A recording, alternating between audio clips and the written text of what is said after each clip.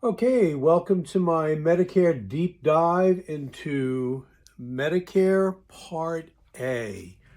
You know, a lot of people talk about Part A, they blow right through it. Yeah, it's free, it's a hospital stay, but it's a bit more than that, and we're going to get into some more depth with this, probably more than you've seen. So, we're going to talk about Medicare Part A. It is inpatient hospital coverage, it is not coverage in the emergency room. So you have to be admitted to the hospital to be covered under Medicare Part A. First place is, well, what do we have to pay for Part A? We know certain parts of Medicare come with costs. What does Part A cost per month? Well, for a lot of people, it's going to be zero. And that's because they worked for a certain period of time in their life. They've paid into the system. The benchmark for that is 40 quarters, which is actually 10 years. So if you've paid in for more than 10 years, you're going to get free Medicare Part A. You won't have to pay for it.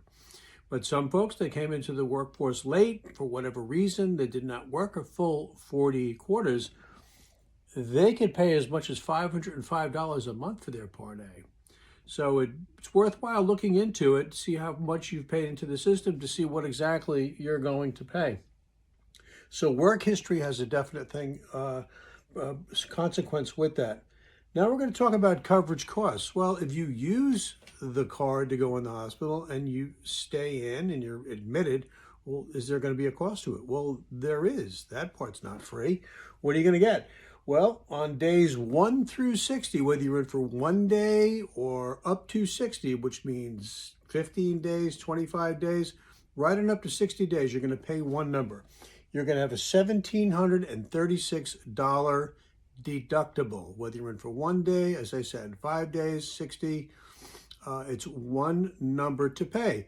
The 60 days is very critical, though, because that's considered a benefit period. So while you're in there, if you have to go back in again for the same item within that benefit period, you're not going to have to pay it again. But each time you go in over 60 days for something else, you're going to have to pay that. If you are still in the hospital on day 61 after paying that $1,736, it switches over to a per day charge of $434 per day. And if you're still in there on day 91, okay, it changes again. It doubles to $838 per day, right on up to day 150. And if you're still there, I hope not, you will pay all costs, okay? Now, following a hospital stay, if you're in the hospital for at least 3 days, they're going to give you some skilled nursing coverage for rehabilitation to be able to go home. What do you get? Well, they're going to give you up to 20 days in a skilled nursing facility. On day 21, plan on going home because you begin to pay a charge of $217 per day, and you will be paying that right on up to day 100. If you're still there on day 101, then you're going to be responsible for all costs. All right. Lastly, hospice care. That is also covered under Medicare Part A. All right. Doctor has to determine that you have 6 months of life left or less.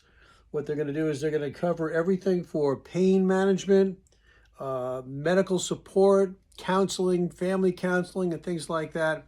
And there will be no costs to it. All right. I hope this was helpful. It's a little more of a deep dive than what you usually get. Also, you can go to my website, mymedicaremike.com. There will be a blog post if you'd rather read than listen to me talk about it. So feel free, mymedicaremike.com. Under the resources, the blog, you can find on Part A, and you'll get all the information. Thank you.